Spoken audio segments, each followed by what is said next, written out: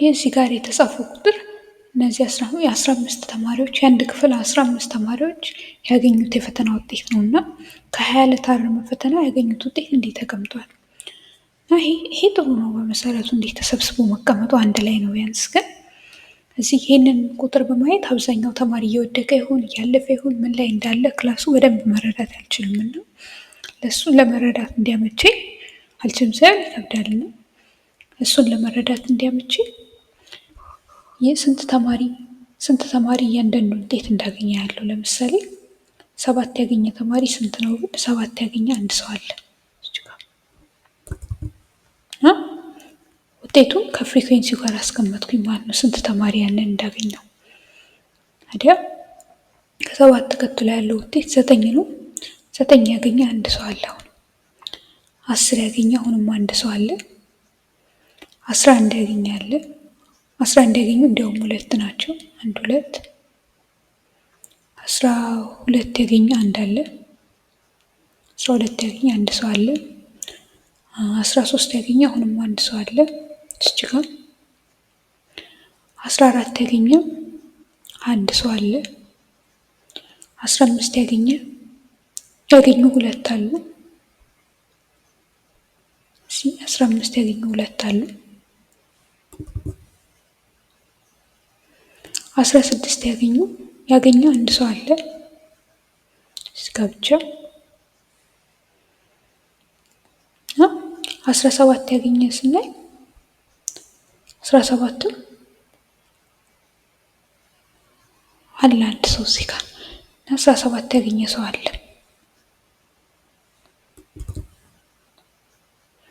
18 ያገኘ ሰው እንዳለ ስናይ 18ም ያገኘ ሰው አለ አንድ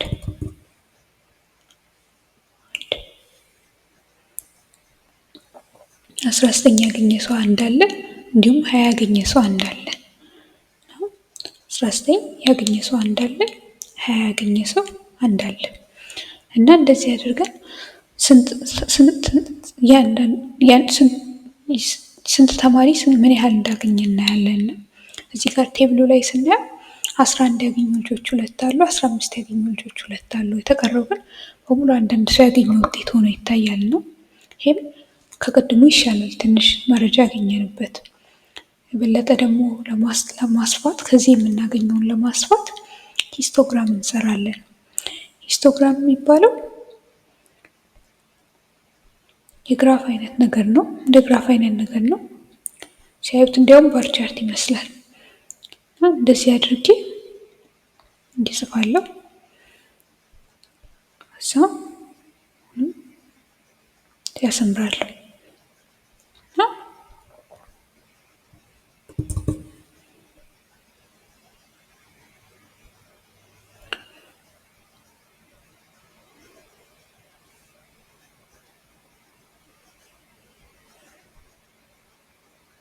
በታች በኩል ከታች በኩል ማየው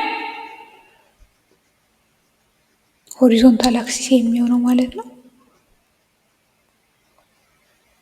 ይህንም በደንብ ማሳጠር እችላለሁ፣ ያለኝ 1 ወይም 2 ብቻ ስለሆነ ማለት ነው።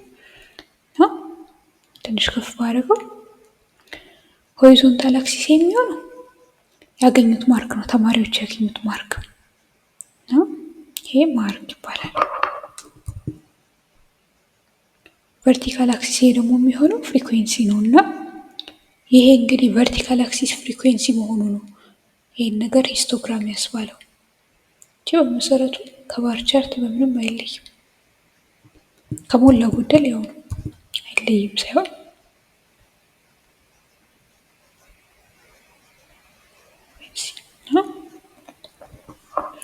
እንደዚህ አድርጌ ያቀርባለሁ እና እዚህ ጋራ ምንም ተማሪ ያላገኘው ውጤት አለ። እዚህ ጋራ 1 ተማሪ ብቻ ያገኘዋል፣ 2 ተማሪ ብቻ ያገኘዋል። ምንም ያላገኘውን ትቼ ተማሪዎች ካገኙት ጀምር ዝቅተኛው 7 ነው። ዝቅተኛው ውጤት 7 ነው። 7 8 የለም 9 10 11 12 13 14 15 16 17 18 19 ደስ ብዬ እስከ መጨረሻው ድረስ ጨርሳለሁ ማለት ነው። እስከ 20 ድረስ እስካለኝ ድረስ ነው። እዚህ ጋር ከደረስኩኝ በኋላ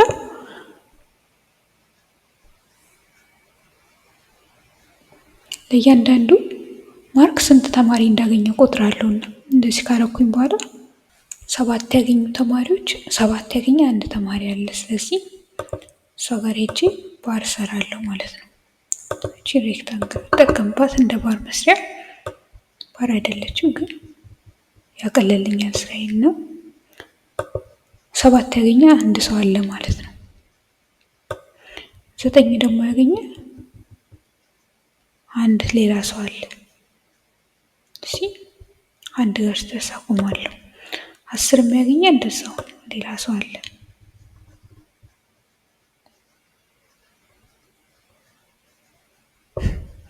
ባሮች እየሰፉ ሄደዋል እና በመሰረቱ ግን ተመሳሳይ ባር ነው፣ እኩል ነው የሚሆኑት እና መሆን ያለባቸው እኩል ነው። 11 ላይ ስደርስ ግን ሁለት ተማሪ አለኝ 11 ላይ ስደርስ። ስለዚህ የ11 ላይ ያለኝ ባር 2 ድረስ የሚደርስ ነው ማለት ነው ቁመቱ።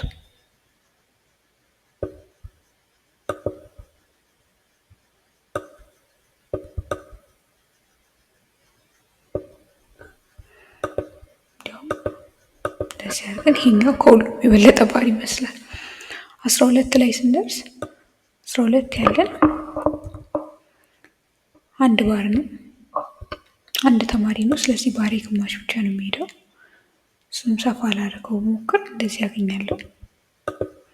13ም እንደዛው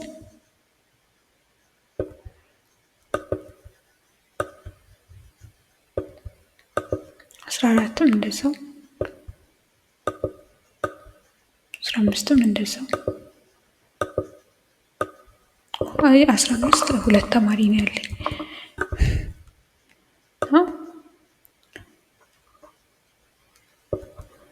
እንደዚህ ብዙ ስንሰራ የመሳሳት እድላችንም ከፍተኛ ነውና ስታቲስቲክስ ላይ አንዱ ልብ ማለት ብዙ ለመሳሳት በር የሚከፍቱ ነገሮች አሉና እንደዚህ መጨረሻ ላይ ቼክ የምናደርግባቸው መንገዶች አሉ። እነሱ እንትን ለማለት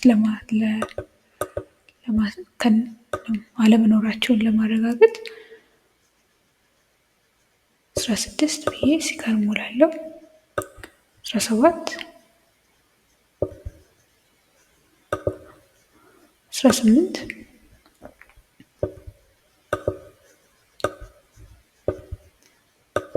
19 እንዲሁም 20 ያገኘን ሌላ ሰው አለና ባሮቼ በመሰረቱ እኩል ነው። ቲክነሳቸው እኩል መሆን ነበረበት። የኔ ባሮች እኩል አይደሉም፣ ግን ባይሆን ቁመታቸው የሁሉም አንድ የሆኑት አንድ ነው፣ ሁለት የሆኑት ሁለት ነው እና እንደ ቅድሙ 15 ላይ ሲደርስ አንድ እንዳይመስለኝ ብዙ አንድ ስለሰራው ለማረጋገጥ እንደዚህ አይነት ስህተት እንዳልተሳሳትን ለማረጋገጥ እንቆጥረዋለን። 1 2 እዚህ ጋር ወይም ቴብላችን ላይ ሄደን ብንቆጥር ለመቁጠር እዚህ ጋር ይቀላል። መጨረሻ ላይ ስንደምር ጠቅላላ ያለን ተማሪ 15 ነው። ስለዚህ እዚህ ጋር የደመርናቸው አንድ ተማሪ ሁለት ተማሪ አንድ ተማሪ እዚህ ጋር አንድ ተማሪ እንደዚህ አንድ ተማሪ እንደዚህ ያገኘን ብለን የሰረዘርነው ቁጥር ተደምሮ 15 መስጠት አለበት እና ካልሰጠ የተሳሳትንበት ቦታ አለ ማለት ነው። ወይ የዘለልነው አለ ወይ ደግመን የቆጠርነው አለ እና ይሄንን ስናየው እነዚህ 3 ይሰጡኛል። እዚህ ድረስ 3 1 2 3 ተማሪ 5 ተማሪ 6 ተማሪ 7 ተማሪ 8 ተማሪ 10 ተማሪ 11 12 13 14 15 ትክክል ቆጥረናል ማለት ነው። እዚህ ጋር ይህንኑ ነገር ቴብላችን ላይ ያደረግነው እንትናችን ላይ ሂስቶግራማችን ላይ ደግሞ ብንቆጥረው 7 ያገኘ እንዳለኝ 1 2 3 4 5 እዚህ ጋር 2 አለኝ 6 7 8 9 10 11 12 13 14 15 ድፍን አለኝ ማለት ነው።